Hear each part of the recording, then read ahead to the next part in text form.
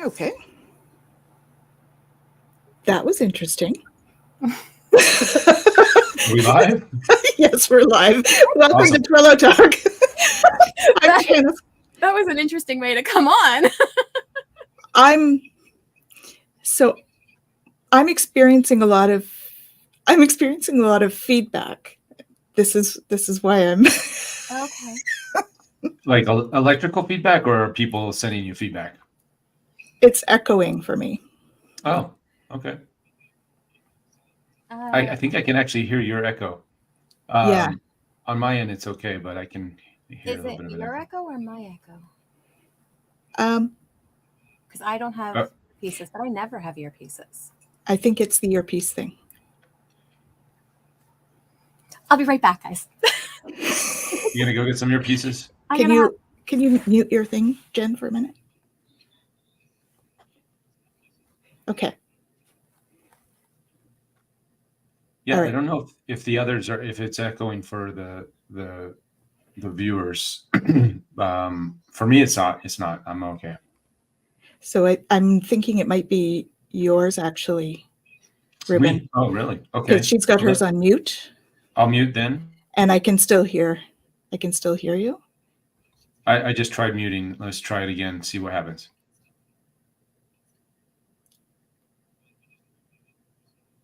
Okay, so if I talk now, will that be echoey? Nope. Oh, yep. It's me.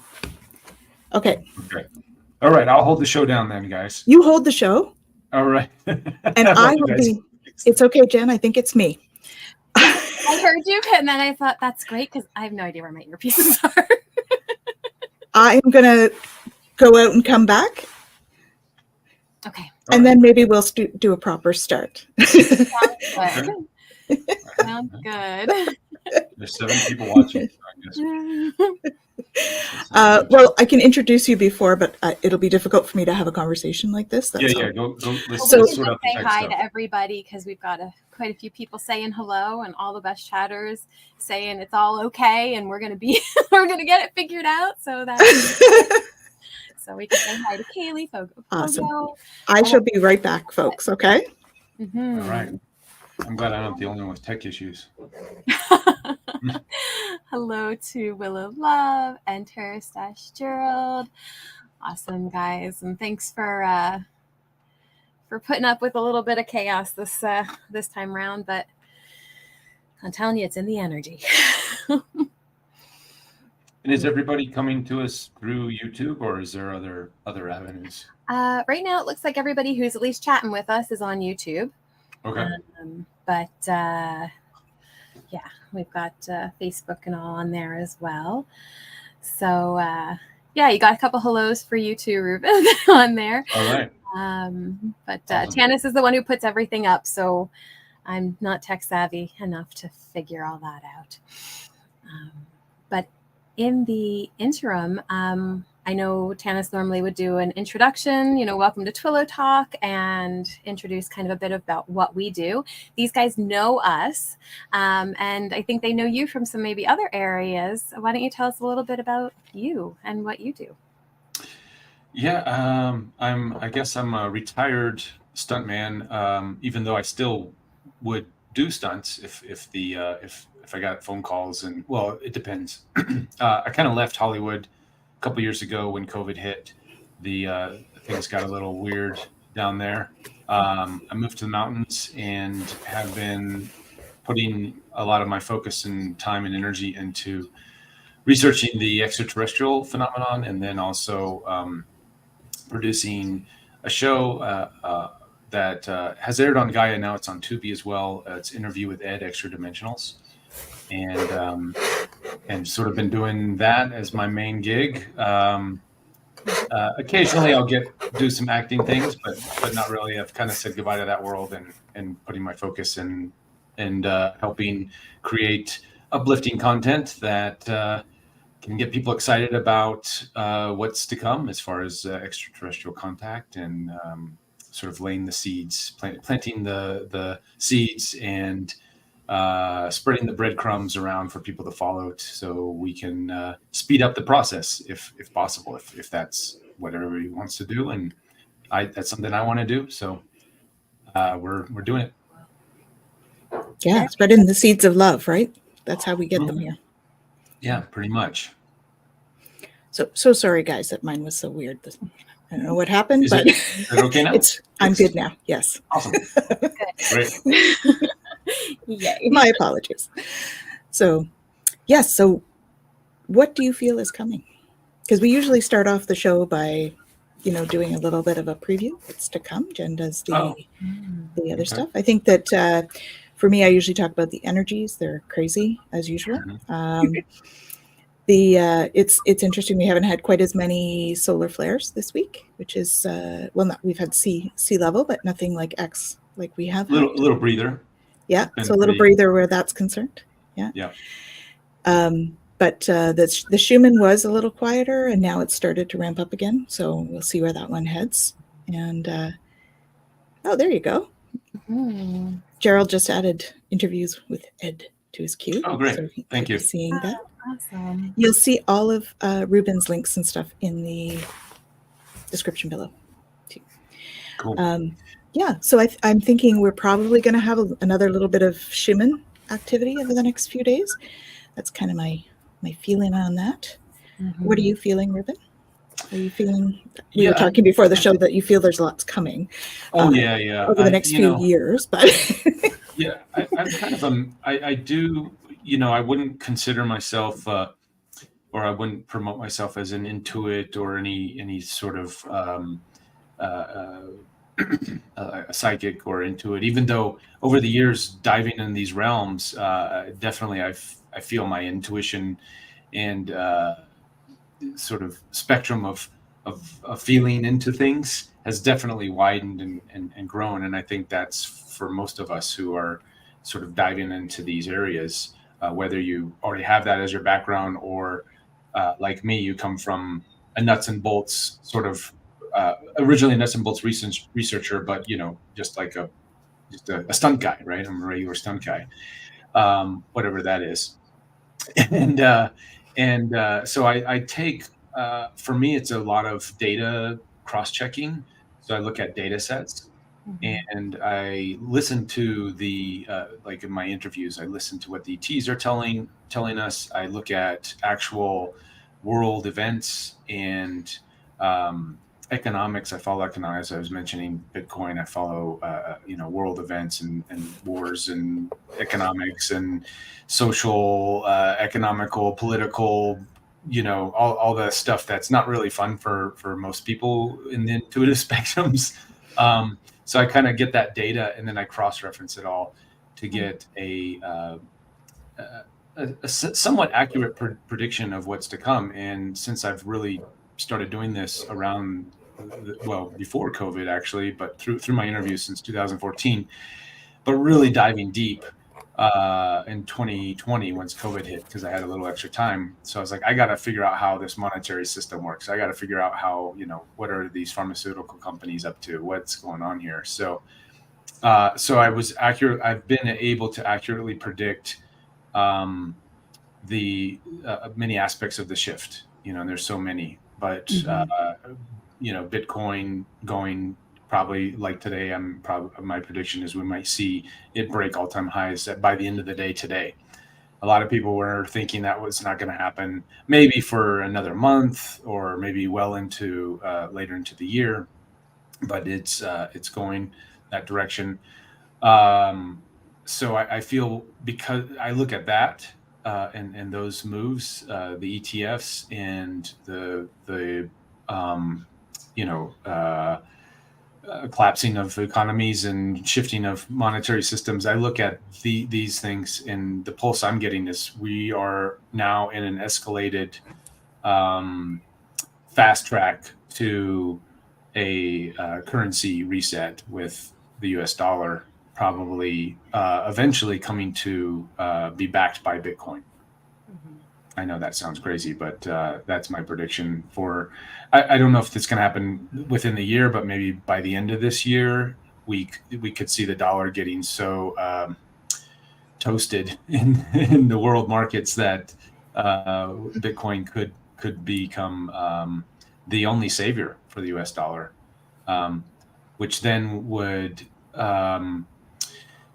stop a lot of the shenanigans that are going on with the dollar right now, with the excessive amount of printing and money being moved overseas, specifically Ukraine and Israel. A lot of the war money would probably have to come to a stop to when that happens. So I think the bad actors of the world that are playing those games, I think they see that, and that's they're also escalated. They're like, our window is closing to be bad actors. People are finding out we're bad actors, and we're going to have to put a pedal to the metal to get our things done, and that only creates more awareness and awakening through the masses. So the masses are like, whoa, this thing is broken. Something's wrong here. So it creates a feedback loop of awakening for humanity, and essentially them choking themselves out. So I do see all this sort of playing out in the next year or two, about 2 more years, and I think once we get those big entities, the big bad actors, once they're sort of ousted and sort of put away, and the shenanigans stop, then the ETs can come without the shenanigans that are going on right now with the ET disclosure topics.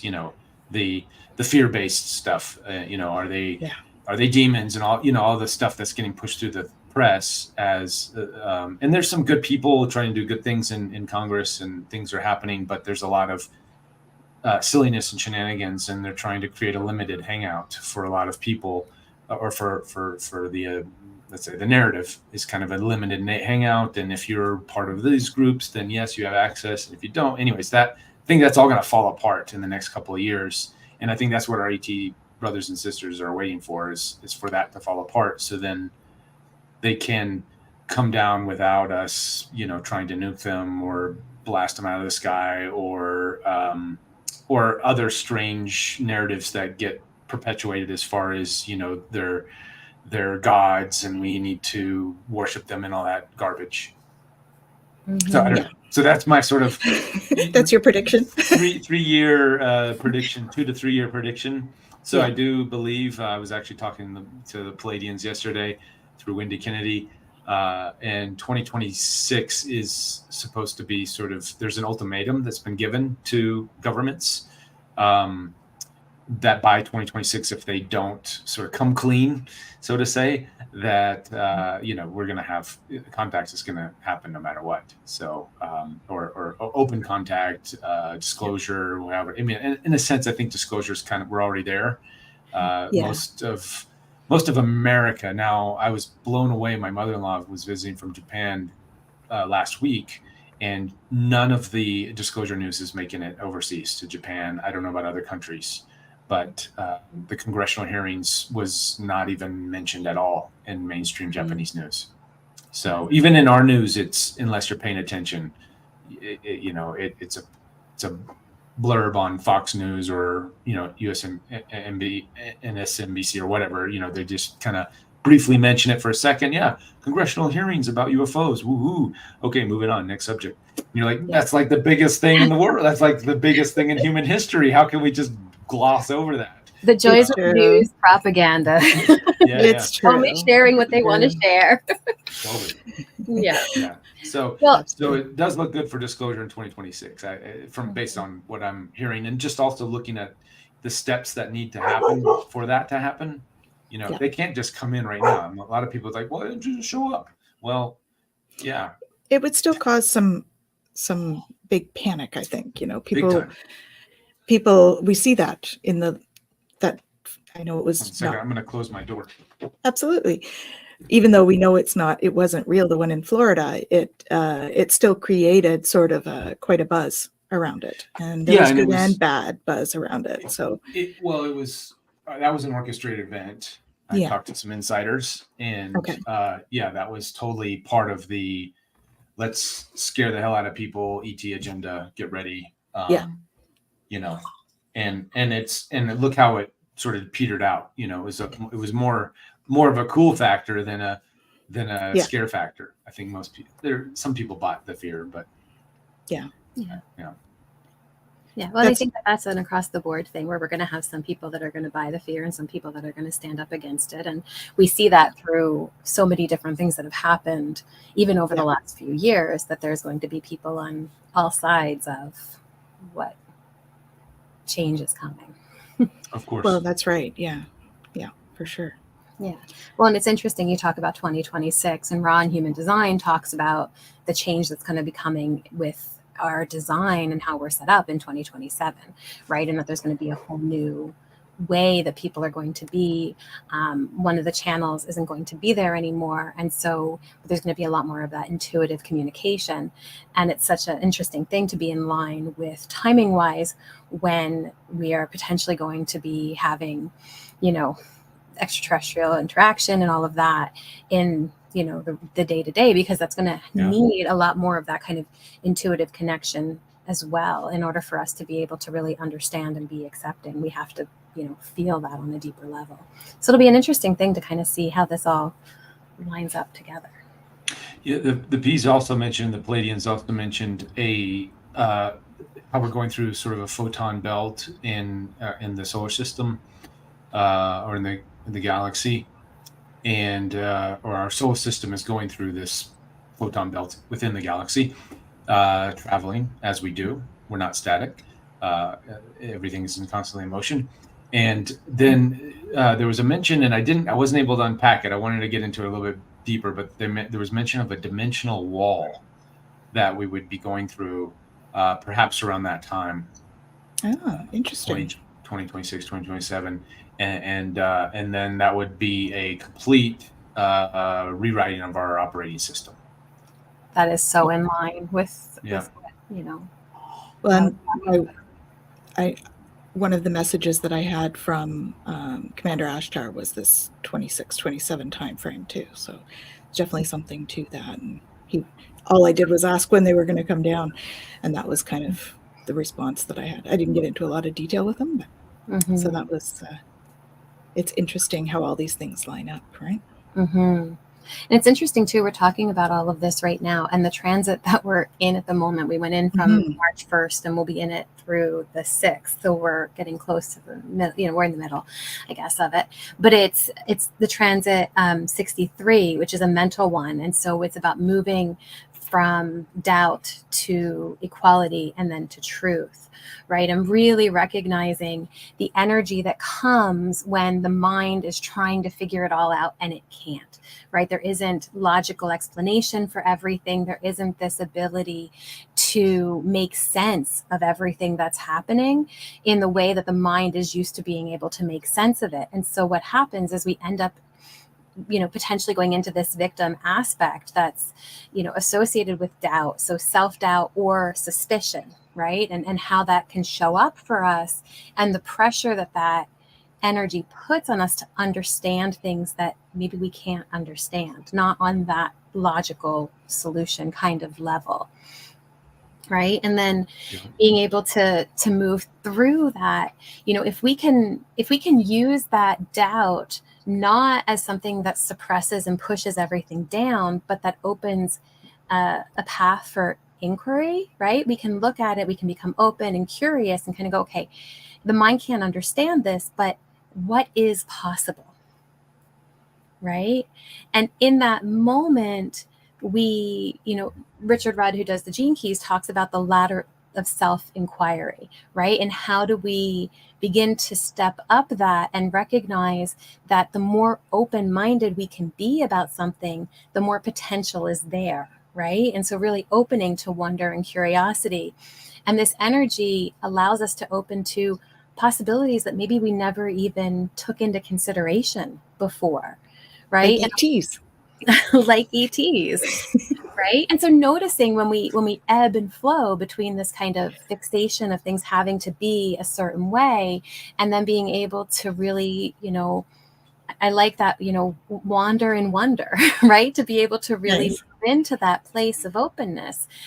And it brings us to the Sid here, the enlightened aspect that is truth, right? And what it is to really, Richard associates it with the yogic path of inquiry, right? This ability to kind of come into this deeper knowing of truth beyond what the mind can comprehend, right? That collective access that we have to what ultimate truth is, and that ability to move beyond intellectual understanding, but really to recognize the interconnectedness of all things and the wisdom that comes from that, right? So that's the energy that we're in right now. And then on the 6th, we're going to transit into the 22nd gate.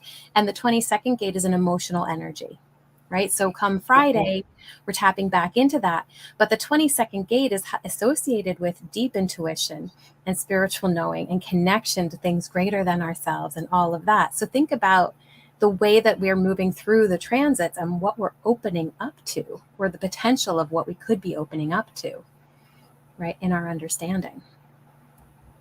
It'd be interesting. I have a membership portal where we do weekly interviews. That's where I was talking with Wendy Kennedy and the P. It's kind of an extension. I call it Interview That 2.0. It's kind of an extension of the show, and we have a live audience, and we can interact and do things. And within that portal, the membership portal, I have a different sort of series of interviews I've been doing with the Raw Collective. And I don't know if you're familiar with back in the 80s, Carla Record, and she had a team that they would bring through the raw consciousness and a number of books, I think, called The Law of One. Yes. If you're familiar with that material. So this is a different channeler, but it's very much that raw energy. Okay. And I've been asking them and having dialogue every couple of weeks. We do a new interview, and I think the latest interview, Ra was very adamant about, if we are not paying attention to our intuition and our instincts, we will not survive.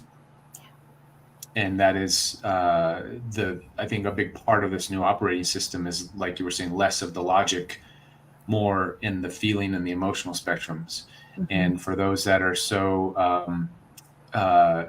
tuned out of their that inner dialogue, that voice, or however it shows up for each person, it's going to show up differently. But if we're not tuned into that, who knows? It doesn't look good for is what Ra was saying for moving into the new energy of the planet. Yeah. It makes perfect sense that we have to hone in on that energy if we want to be able to understand, communicate, feel connected, feel grounded, and have any idea what's actually happening as life moves forward. Well, there's so much telepathic communication that's coming right now that it's amazing that we can, really, it's a time to develop it amongst ourselves. You know what I mean? So practicing that with friends and stuff is a lot of fun to try.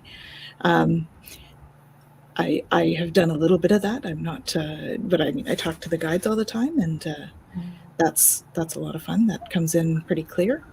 I think that's something that we could really hone in on. As humans, we've been taught not to. We've been taught that's not a value, right, that we should hold, and so we block it, I think, with our beliefs. Well, when you think about it, we spend a lot of time on the show talking about emotions and our ability to tap into emotions. And the solar plexus, which is the emotional center, right now is just a motor center, but it's going to be the main awareness center. And so if you think about it, if almost 50% of the population have this defined as their authority, so I'm talking human design terms here, right? That means that 50% of the population is getting an opportunity to tap into an awareness center that the entire world is transitioning to. Right? Yeah, exactly. There's a reason why so much of the population is designed this way right now. Yeah. And I know there are a lot of beings watching us right now, because we're going from such a dark state into such a light state. We're doing this transition, and so far quite successfully in historical terms, and fairly quickly in terms of that. So, that's kudos to us for being able to jump on that. But it is required for people to stretch, right, and get to know themselves and raise their vibration and do the work, right? The know thyself work. So. And what any suggestions on people, like if they, like someone just coming in here and not knowing what is the work? What do you suggest? What are some of the early phases or early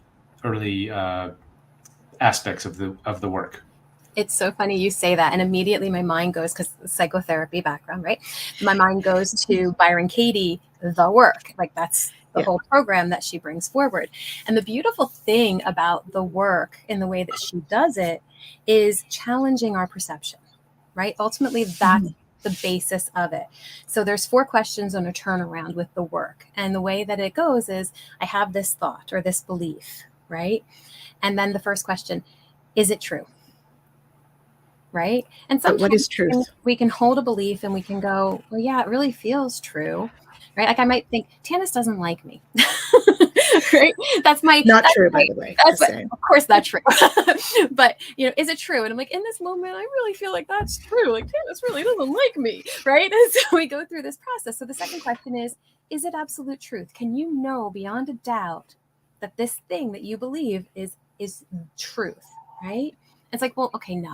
Because obviously we can't know that anything is absolute truth. And I can't really know what's going on inside of Tanis. And even though I'm feeling all of these feels, this is, what's going on for me. But no, I don't know that it's truth. Right. And so then question number 3 is what happens inside of me when I believe it's true? Okay, so I'm emotional and I don't want to come on the show anymore and I don't feel very good about life. And stepping into the drama triangle. Okay, so fine. I recognize all of the things that I do and the way that I respond when I believe that this is true. All right, how would I be if I didn't have this belief? Right? And now all of a sudden there's a shift. Well, I'd be open. I'd be curious. I'd want to talk to her and find out what's going on. I'd want to express how I'm feeling and have that reciprocated, have it validated, gain that reassurance. I maybe wouldn't even say anything at all because I would know that it's not true and it wouldn't be an issue, right? And so you go through all of these different things that could come up if I didn't have that belief. And then it's the turnaround, right? I don't like Tanis. Well, that's not true. I don't like myself. Ooh. Might be something going on.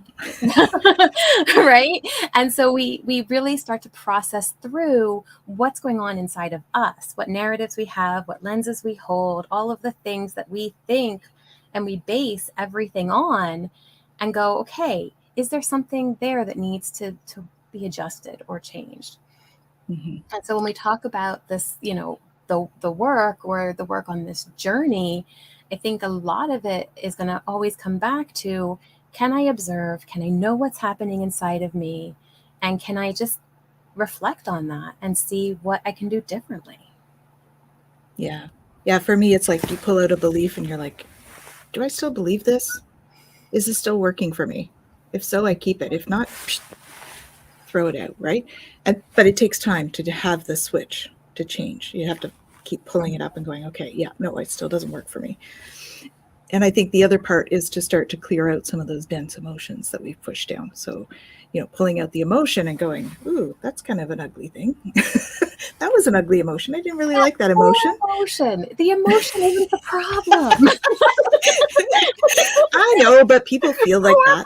I'm just doing it in like layman's terms, right? It's the emotion itself is just energy, but we tend to think that, the denser emotions are like a thing. And so we need to experience them. We need to acknowledge that we have them and then move through them, right?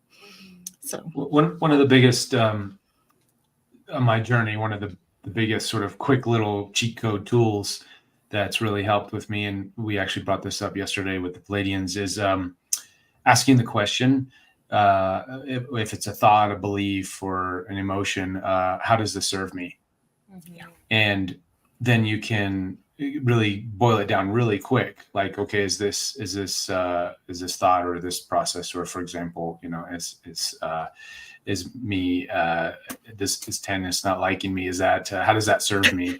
Or is that belief? Okay, how I does like that you belief, too, Reuben. yeah, how does that serve me? And then you can go down the list, like you were just saying, Yeah. and then quickly eliminate and get rid of that belief system, because you quickly realize that there's only, negativity and untruths and negative emotions coming from that sort of idea. So you can let it go quite quickly. So it's a nice little technique to go down the list of beliefs and ideas and projections and whatever, or situations, if you're in a relationship or in a, anything you're doing, really. Mm-hmm. Yeah. Just ask the question, how does it serve me? I love that. Yeah. Awesome. Mm-hmm. So I need to ask you a few questions, Reuben. Yeah, please. That's why I'm here. So what's the most interesting message that you've gotten from your channels? Most interesting message. Oh my God. I don't think it can be Pick just one? boiled down to just Well, one. we could go through a couple. What are the ones that stick out for you? That might be still relevant, or things that they've said and you've been like, wow, it's happening. Those kinds of things too. I started the Interviews with Ed show in 2014. Actually, Wendy Kennedy was my first interview. Nice. On this show, and it was a nice little reunion yesterday. And the one thing that kept coming up back then in 2014, moving forward, was humanity is going through this giant shift, and going up until 2019, interviewing Lee Harris, who channels the Z's, and the at that time they gave a sort of a 9-year timeline of how it's going to be 9 years of pretty craziness, that we're going to have to use to get through, to the other side of this big shift. At the time, this is pre-COVID, I thought we were already in it. We were already at wars. We were already sort of, a lot was going on, a lot of conflicts on the planet and emotions and economical strife. So when COVID hit, it was like, holy moly. All right. Lee was not joking around here. Not joking around. Yeah. So I think this general arc of humanity is going through this giant transformation, a new operating system, the shift, so that's just been consistent through all the channelers from 2014 when I started the journey. They were saying it way before, but it came into my awareness that was, ET contact is just one small aspect of this overarching giant shift in consciousness that humanity is going to go through. Mm-hmm. And then, as we're going through it, all the nuggets of, like we were just sharing earlier, of moving more into curiosity and emotion and getting less attached to the sort of left brain stuff, right brain more feminine, letting go of the male dominated society and leaning more into the feminine energy, and that these were aspects of this big shift that were going to happen. So early on, since I kind of got the downloads in that sense, paying attention, I'm like, all right, I better get my shift in gear here, and I started trying to lean into those aspects, more into the intuitive aspects, looking at different modalities, doing inner work, self-reflection. I started doing medicine journeys with ayahuasca and other plant medicines and shaman work, and that really opened my heart and helped me go into a direction where I am now, where I'm able to sort of see things through a new lens. I guess in the beginning of the journey, we're looking at ETs through this lens of these are extra dimensional beings or whatever from other realms. and we don't really think that that they're connected to us in that sense. And then as my journey went, I realized that we're more interconnected than we know, and in order to have those to increase those connections, if that's something you desire, is to increase your connections with these other higher dimensional beings, higher in the sense of frequency, higher frequency dimensional beings, then you have to raise your frequency and you have to raise your vibration. And so what does that entail? Okay, I've got to change my thinking, less make more conscious choices and things that I'm consuming. I was heavy into the Hollywood machine as far as my work as a stuntman and doing video games, which there's a lot of violence in that. There's a lot of killing. There's a lot of like a lot of the themes of those games is about going and killing and blowing up the bad guy and obtaining all these weapons and different things. And I was an actor in those, so I was this macho actor guy, kill demon slayer and Marine and all those things. And I just realized, I'm like, am I really? If this is the direction I'm wanting to go with my energy, what you put out is what you get back. So as I'm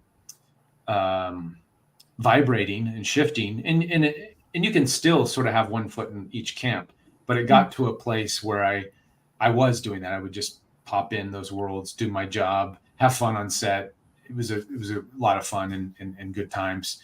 But when that started to not happen, when going and hanging out with the friends started to become more challenging, where I couldn't hold the frequency, the higher the enjoyment, and then it became kind of a burden, then I knew I had to pull out from those things. So I guess there's so many aspects, but it's really in order to, and we've heard this a million times, but it is absolutely true. The only way we're going to have the change is to be the change. Yeah. And so many people are looking for that external. When the AT is going to land? When is this shift thing going to be over? And when is all this stuff? It's like, no, you internally, you have to take the physical steps, not just mental, but physical steps in your physical reality to make those changes to usher in this new world. Otherwise, the new world's going to be here, but you'll be in a pocket somewhere where you're depressed, not healthy, and really feeling the pressure from the external reality because you're not making the internal change. Yeah. So that has been I guess some of the key takeaways from that journey. I know it's not like specific, like this ET said this and go do that. It's just been a collective of taking all the information in and making those shifts in myself. Mm-hmm. Yeah.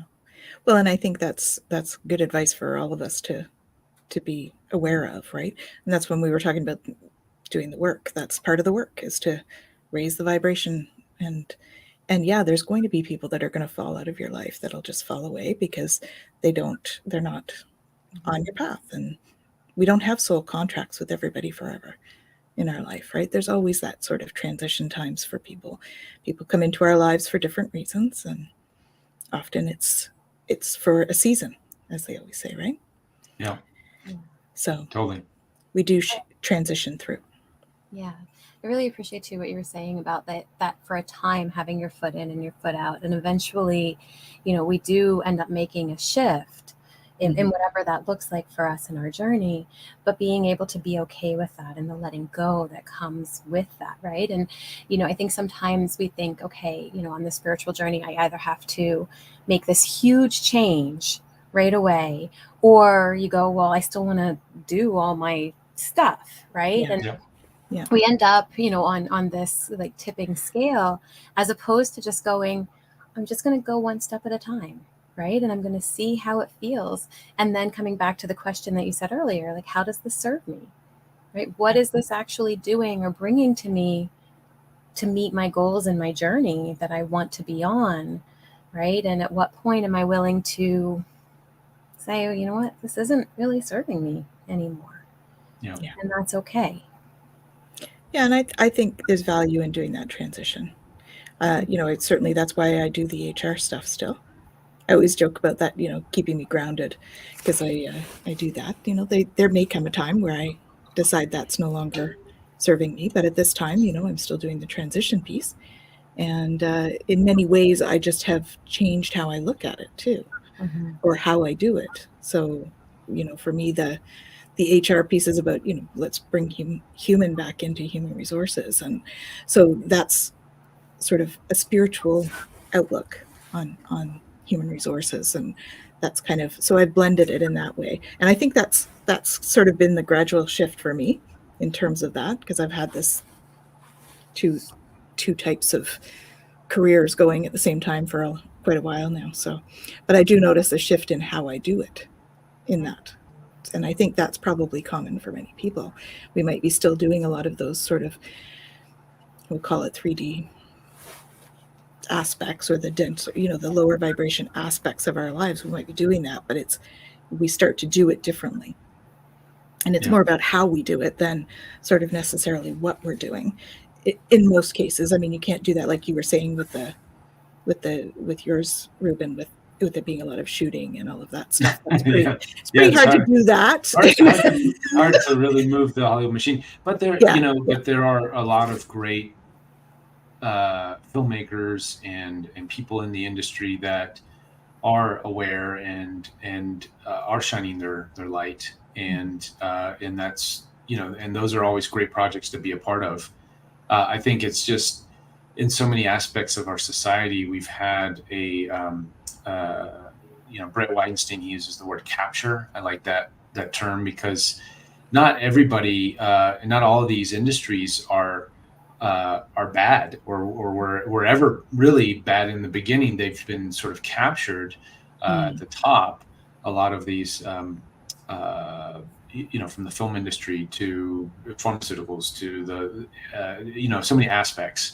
And because they've been captured, it doesn't mean people working for them are bad people. There's so many people in there that want to course correct and do the right thing. But at the top, because of the capturing aspects, it's just made it very difficult for change to happen without some major, collapse. And we're seeing different aspects of different industries, like the pharmaceutical industry is now going through its collapse. Pfizer and Moderna, their stocks have plummeted. Nobody's getting the jab anymore, as they shouldn't. But it's quite clear, and they're they're shifting, they're doing their things, but that's what it's going to take. I think it's going to take the good people to realize at what point do I just bail from this? Is this not working? Has it been totally compromised where I can't do anything? And there's many aspects in the film industry that have been totally captured, unfortunately. But there still are good independent things going on and different shows happening. And there's other aspects of our society that haven't been captured. So we all do the best with what we got, right? Yeah, that's right. Yeah. I mean, I think Avatar was a great project for you to be on. That was some of my favorite movies, Avatar 1 and 2. Yeah. And 2, I talked to some of my friends. I didn't work on 2, but talked to some of my friends, and they stuck in there and saw it to the end. And they were, filming during COVID. I'm not sure. I kind of lost contact when the mandates started happening with the jab mandates. I totally disconnected at that point. So I don't know what happened. I know it was short-lived, but I was definitely questioning and trying to pull as many friends out of that madness machine as possible. So I don't know if Avatar, if they actually ended up following through with the mandates or not, but yeah, it's hard. The whole industry got really dark there for a minute. I think the movie itself, though, it was well put together in terms of the messaging. Even part 2. Even Yeah. part 2 was a little more. It still had great aspects. It's a nice balance for people who like the action and the moving, all the technology stuff, and then it had this nice balance of the message of reconnecting. And James Cameron is such a he just loves the ocean and all things involved with that. So I think his heart was really in part 2 with bringing these underwater aspects to the film. I think that was a big joy for him. Mm-hmm. Well, it brings the elements in, right? Which is great. It's full of creation when you're doing that. And I think, and you and I were talking before, and how you had to do some training and some study in order to do your part in Avatar. Yep. Why don't you tell us about that? Yeah, a big part of my journey on sort of, I guess, my awakening in a sense, was my job on Avatar was to be an actor and a performer. Even there was a lot of stunts, there was a lot of background acting with the Na'vi and portraying the Na'vi in the most accurate way possible. And Jim just being a stickler for detail.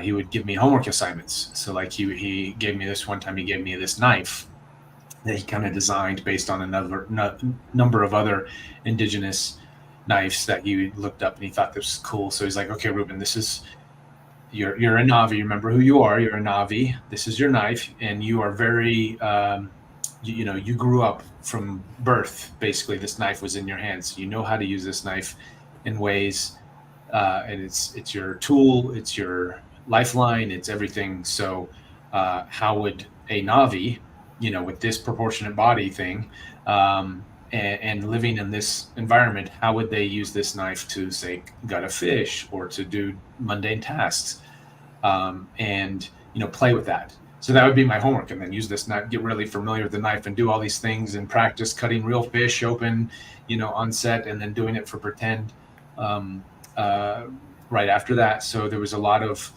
embodying the aspects of the Na'vi, because it was more than just doing some physical motion. It's like I had really tried to immerse myself in that idea of a long-limbed, skinny character on another planet, that's you're very connected to Earth, and aspects, modeling them after our indigenous cultures. So I started studying a lot of indigenous cultures and trying to understand them more. And then I started finding all these connection points that all these indigenous cultures from around the world had so many similar belief systems.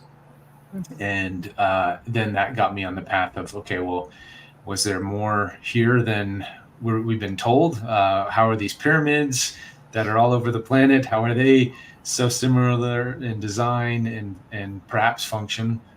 Really, at that point, it's still a mystery, but at that point for me, it was really a mystery.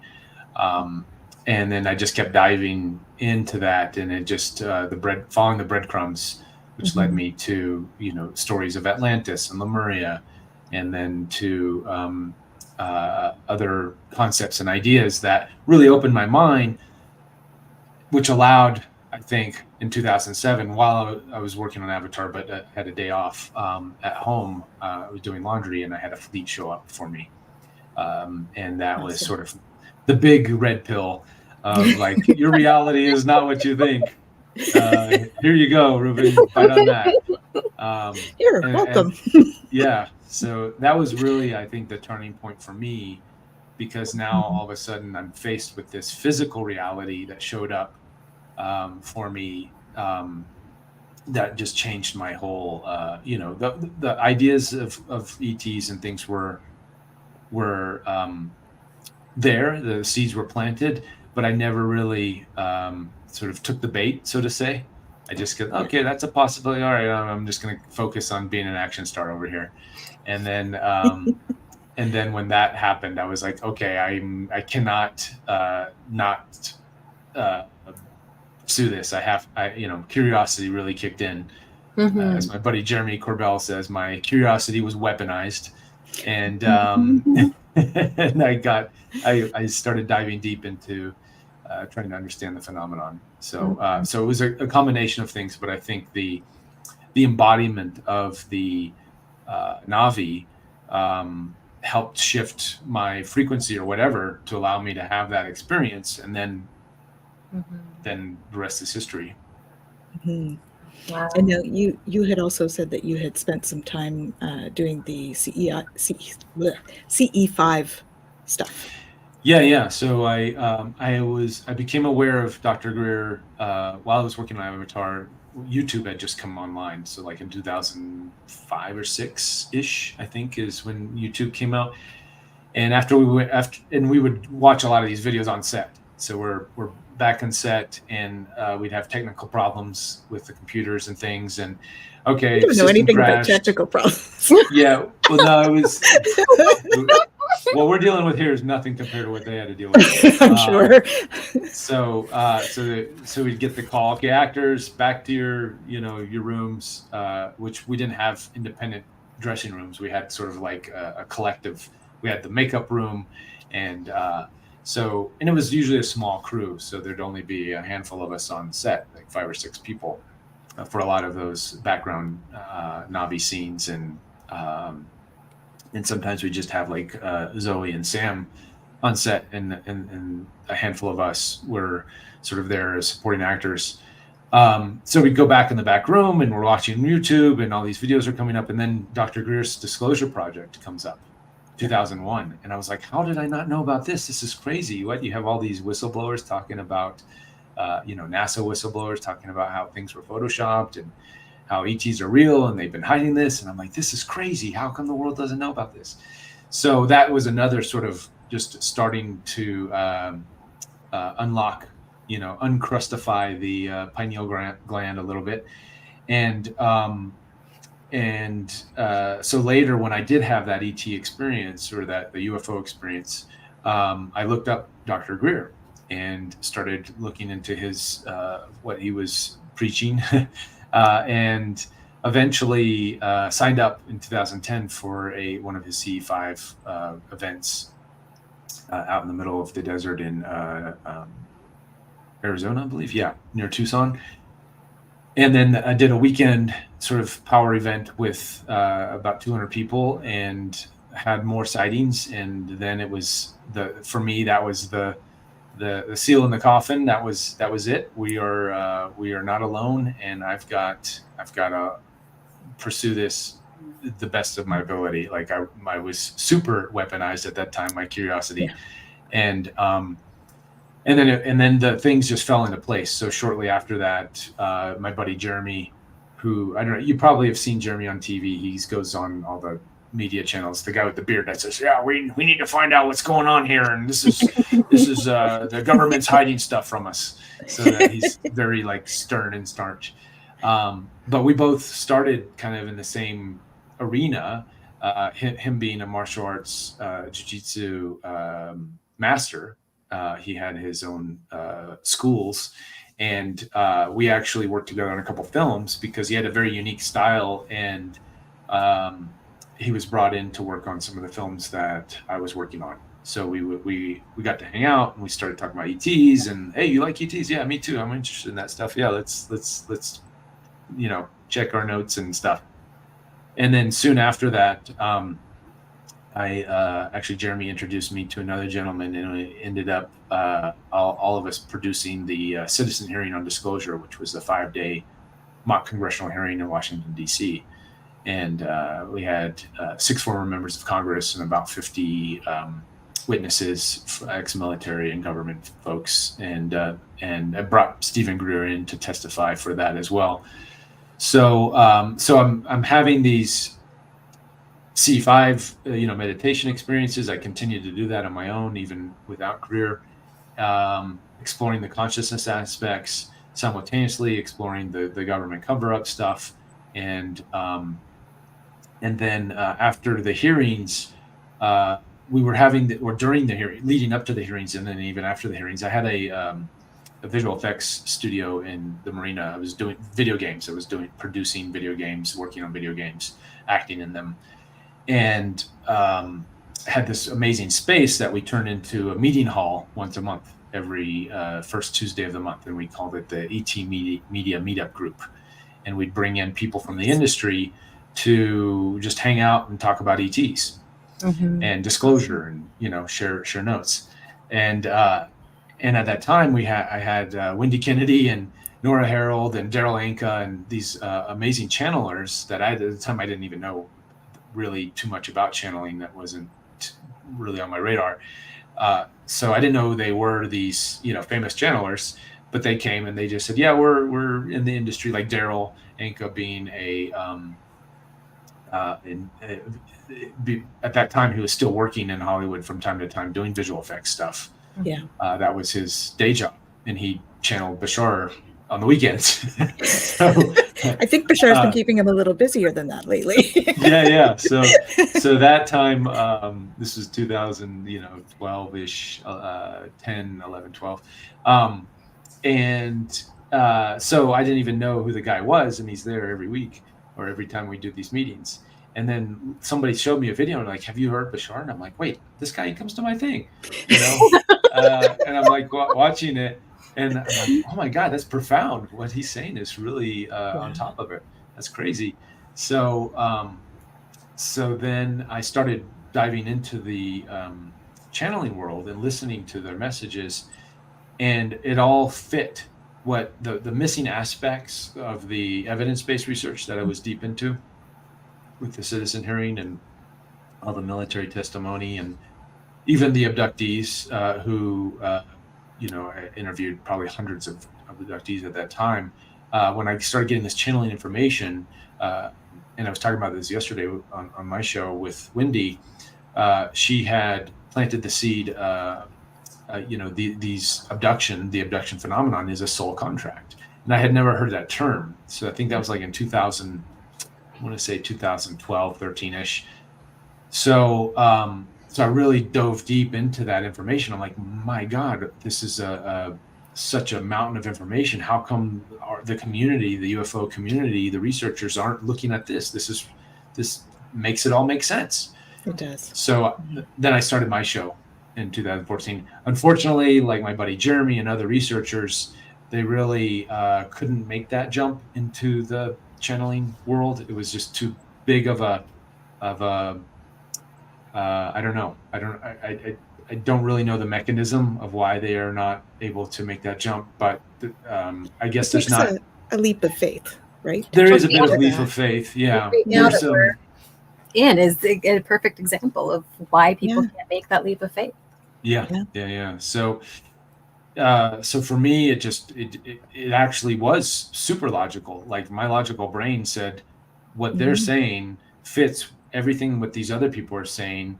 Hear them out, and then as I would hear them out, it just made even more sense. And then you start to understand the science. You understand about vibrational frequencies and quantum entanglement, and the observer effect, and all of these actual hard sciences that make what the channelers are saying absolutely, it just solidifies and makes it more real. However, I guess there's just not enough of the nuts and bolts researchers that, like you said, want to make that leap of faith first, because if you do that, you can connect the dots later, but it's just that first hump to get over, to be like, okay, is this person acting, or is this person making it all up, or is there an actual resonance harmonics that these people are shifting their own personal vibration and then connecting to a unseen force that can come through and bring information through. That just seemed, I think, for a lot of the people in the nuts and bolts research, that's too hard for them to fathom, even though we have all the science to prove it, that it's a reality. And so many channelers, they look very different once they bring them in. I have a couple of mine, especially the one that I channeled, Archangel Michael. Like my whole face changed when I brought him in. Like it's all the energy that you see that totally changes as they come in. So it's when that happens, that helps people to understand that there is like a real fundamental change that happens to create the messages that come through. But it's difficult for people to to think, because there are good actors out there. Yeah, but there's not that good. Yeah. I've been in the acting industry for my whole, big Yeah. chunk of my life. I've seen the greatest actors, and the greatest actors are channeling. Absolutely. Yes. They're, Yeah. that's the mechanism and to have an untrained actor, so to say, like a Daryl, that just for so many people, it's not like, again, they don't have the acting background. I guess I had the perfect, all the circumstances as far as having the acting, the research aspects with the nuts and bolts evidence-based stuff. So having all of those sort of backgrounds and then looking at this through a very critical scientific lens, I'm like, there's no way this guy can just pull this information out of his memory banks without a stutter, without without anything, and have access to this information. There's a mechanism there, and I want to know what that is. So I dove deep into that. Yeah. And you talk about their personalities too, like the channels, they change personality. I know that Daryl is very different from Bashar. When you see the two of them speaking, they're very, very different in personality and everything. Totally. Yeah. Just thinking about where the world is today comparatively to where it was, say, with Lemuria, Atlantis, and ancient Egypt and all of that, where science and what is now considered the woo-woo of life was completely intertwined. There was no separation between the two, right? But then we've gone through all of these changes in evolutions, as they call them, of human development that has separated those aspects and don't really understand the power that they have together, right? And so it's really about a reawakening of this connectedness of all things, again, right? To understand that they're meant to be interwoven to support and to help us in this process. But we have to get past that that line, that wall that went down and said, no, these two things are completely separate, and we're only going to be in the science camp. We're not going to be in the spiritual camp, and rejected that, right? And so we're just in this time now of opening to that again. But they're not connected the way that they were in the past and the way that they could be again. Well, and I think they'll get there. I think that that's part of my research is that's been done by design. Yeah. There's by, you could say, negatively oriented ETs or extra dimensionals that are, I'm sure you've heard of some of the darker stories of some of these dark cults on the planet that worship and give their power away to some of these darker entities. I won't even name the names because I don't want to bring them in, but there is there's a lot of cults on the planet, and some are more organized than we believe or we understand. And part of that is also part of the cloaking of some of these darker energies and nefarious actors who use these darker energies and magic to trick and manipulate the human collective. So when you can identify those aspects and realize that we are in a soul it's still a soul contract sort of illusionary world, but when you realize the mechanisms and what's causing it, it's a little bit easier to snap out of the spell and say, oh, that's why collective humanity is stuck in this rut. Because there's some nefarious energies that they're sort of poking and prodding people to go in one direction, and to and intentionally negate this amazing technology, as you were saying, with the with all of the different things that used to be intertwined with society, and we didn't have it so separated. So I don't know, I guess compartmentalized. That was the word. Everything's been so compartmentalized these days with all the different sciences and understandings, and we're I think back in those other societies, Atlantis, Lemuria, they were not as compartmentalized and refined. Not at all. And there's benefits for doing that, for compartmentalization. There's like the pharmaceutical industry stripping away all of the different aspects of certain plants to get to understand the properties of certain things, so then they can create a drug out of. There's benefits to that. Most of the time there's the negative aspects outweigh the benefits, but sometimes there are some benefits to that, and that exploration, I think, was and those types of exploration, I think, is part of the human story. Yeah. And we're just rediscovering, oh, that was a bad idea, let's not do that anymore. But at least we know what it does now. We know we know where that leads, so let's just okay, good. Well, that's what we're here for, is to learn, right? All of us. Yes. So as a collective and individually.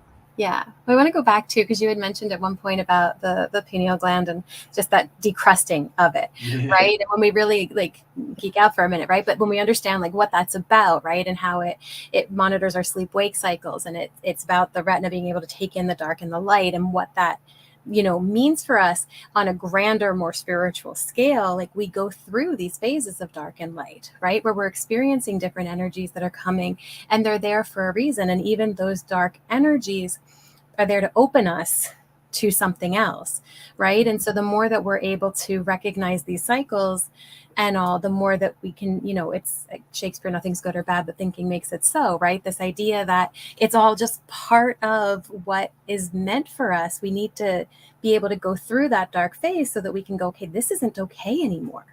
Right. Yeah. Right? We need to have a change, and then we can awake in the light kind of idea, right? I'm just using the cycles of sleep and awake, but being able to really understand what that means. And it's so interesting too, because the gate that we're in right now, each gate is connected to a body part. Can you guess what this gate's connected to? The head, the mind, the eye. The pineal gland. There we go. Yeah, we can't make this stuff up. Awesome. Mm-hmm. That always happens. Yeah. So it's really, it's really beautiful to listen to kind of what you're talking about and what's coming in and all of that, and understanding that, we're all in this flow, and we do have these contracts, and we're here for a reason, because we're meant to be coming through and bringing these things together, right? Like Tanis, as you were saying, you're in HR, but you're bringing in the spirituality in it, right? Exactly. I'm in mental health, but I bring in the spirituality aspect of it, right? Yeah. And I think that, we're all here right now, and we have this choice, to bring spirituality into whatever industry we're in, even if it's not just a spiritual industry. Well, and that's how we get back to being more like those other societies, right? Where we bring that through all of the industries, all of what we do, we bring those aspects through. Yeah.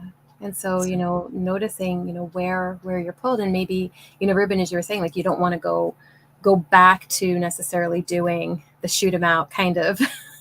Yeah, I think I'm done with that part of my life. Yeah. Yeah. However, at some point, I don't know if this is still true.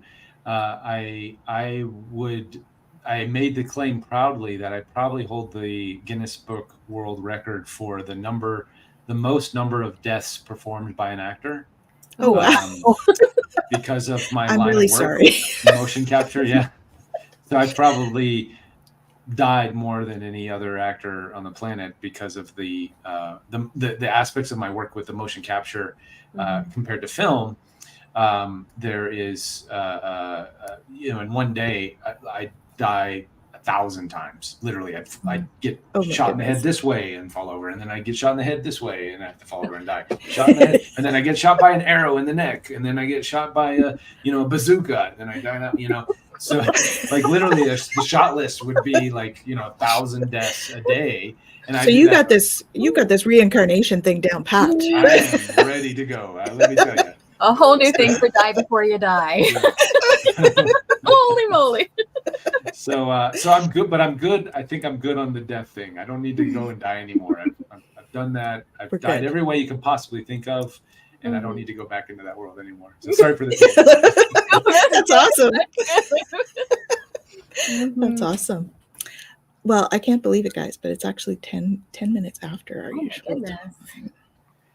It's Wow. just flown Time flies. by. Yeah. And we're just so thrilled that you were able to join us today, Reuben. We Thanks for truly having me. honored, and thank you so much. Jen usually pulls a card here at the end of the show, Oh, cool. so we'll let her pull her card there because it's got some stuff to do. We send them off with homework, you know, Yeah, for the homework. week. Well, and Excellent. I talked too about that moving from the masculine to the feminine. So the deck that we're using is Seeds from the Sacred Feminine. Oh, nice. Okay, so it's really connecting with that energy. So that one just jumped right there. Listen with your heart, not just your ears. How fitting is that for what we've been talking Absolutely. about? Let's see, make sure I can Nice. get the focus in there. There we go. Look at that. That's all about channeling. Look at that channel coming down. Look at that. That's Yeah. perfect for your show. All right, so let me open it up and then I'll hold the card back up for you guys as I just read the little blurb here.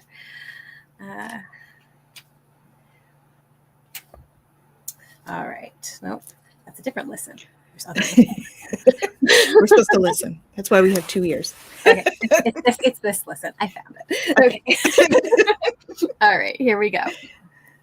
All right, so listen with your heart, not just your ears. Are you able to receive the information coming to you from your relations? What are you choosing not to hear? Your loved ones have valuable information for you. Listen to them when they speak, for it honors them and your own sacred journey. Listening is a great skill that many humans have forgotten. Creator gave you 2 ears so that you can use both parts of your mind, sacred masculine logic and sacred feminine empathy, to hear what is being communicated to you. Are you letting only one part of your mind listen for you? This creates imbalance and prevents the circle of understanding from completing its path. When you are in balance, the 2 parts of your mind work simultaneously, and your heart opens. True listening comes from an attentive and receptive heart. Let compassion balance your mind and listen carefully, grandchild. Beautiful. Amazing. Yeah. Love it. Thank you. Reuben, do you want to mention your event that's coming up before we go? Yes. Yeah. So I'm producing an event. Well, 2 events. I'll be in Sedona this weekend for the Sedona Ascension Retreat. I believe that's the website. And just doing a couple workshops and classes there. Let's see if I can pull it up here. Yes, Sedona Ascension Retreats with an S. And then I'm producing an event in Mount Shasta. This, let's see if I can actually get it in there. It may not go. Oh, no, it's not wanting to go there. But maybe we can put a link later. Mhm. You see the private chat if I can get it in there. There we go. Okay. And then I'm producing another event, or I'm producing an event. I'm not producing the one this weekend. Producing this event, which I will also be speaking at, is the Lemurian Life Expo, and that is a 5-day event in Mount Shasta. It's sort of a 3-day conference, sort of your typical stage conference event with speakers coming on stage and speaking, and then 2 days of workshops, all happening in Mount Shasta over the summer solstice. So, And that one, I believe, is in the description. Is it? Okay, great. I put that one in the description. Thank you. Yeah, we're just about to. We have an early bird special that's going to probably be ending within the next couple of days, and we're going. The full website will be available with all the workshops, and you can sign up and sort of customize your experience for that. But we're super excited to be in Mount Shasta and the energies there. If you're talking about Lemuria and Telos, and there's many connections to those ancient civilizations through the energy around the mountain that we'll be tapping into. Beautiful. Love to hear more about that. Yeah. So yeah, you're welcome to come back and chat about that anytime as well. And Awesome. thank you so much for joining us today and telling us your story. It was awesome. My pleasure. And, Thank you. Thanks for having me. so we're just going to say have an awesome week to everyone. And thank you again for joining us. And we will see you all next week. Same time, same place. Have a great week, everyone. Lots of love. All right. Have an awesome week. Gerald says, please come back. Please come back. All right. We'll do. Awesome. All right. Bye-bye. Thank you.